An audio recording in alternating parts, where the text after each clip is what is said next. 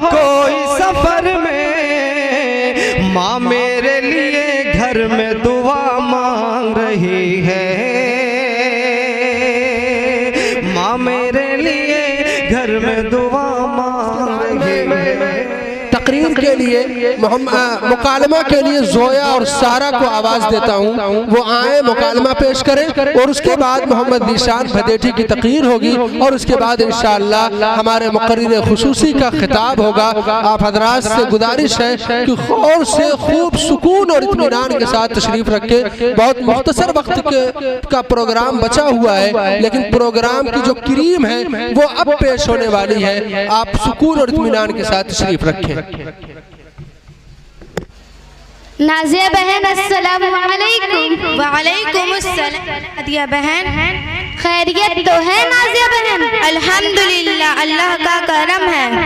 नाज़िया बहन ये बात समझ में नहीं आती कि जिस शख्स ने किसी की गीबत की तो गोया उसने अपने मरे हुए भाई का गोश्त खाया। सादिया बाजी तुम जरा सी बात भी नहीं समझती हो।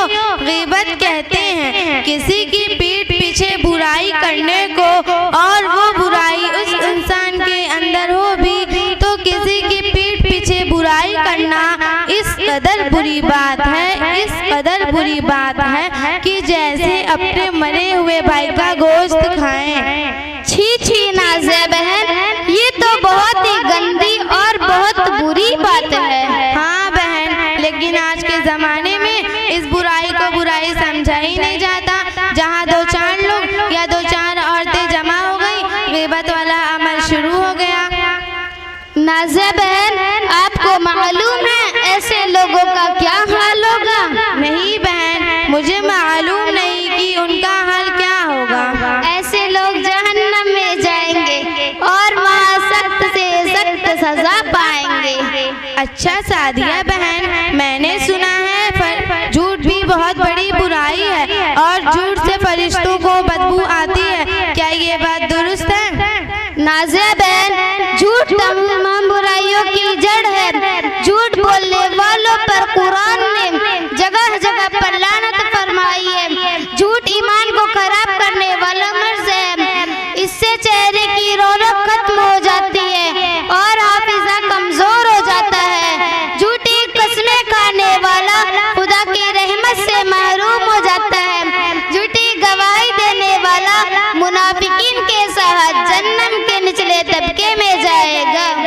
तौबा तौबा सादिया बहन, अल्लाह ताला हमारी गीबत और झूठ जैसी बुरी लानत से हिफाजत फरमाए। सादिया बहन हमारे मुआशरे में एक बुराई और है, जरा उसका भी अंजाम बता दें, बड़ी मेहरबानी होगी।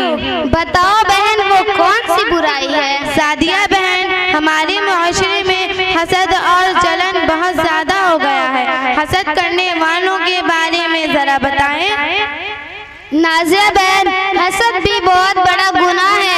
हसद करने वालों की दुनिया और आखिरत दोनों ही खराब होती है। हसद इंसान के नेक अमल को ऐसे ही खा जाती है जैसे आग लकड़ी को खा जाती है।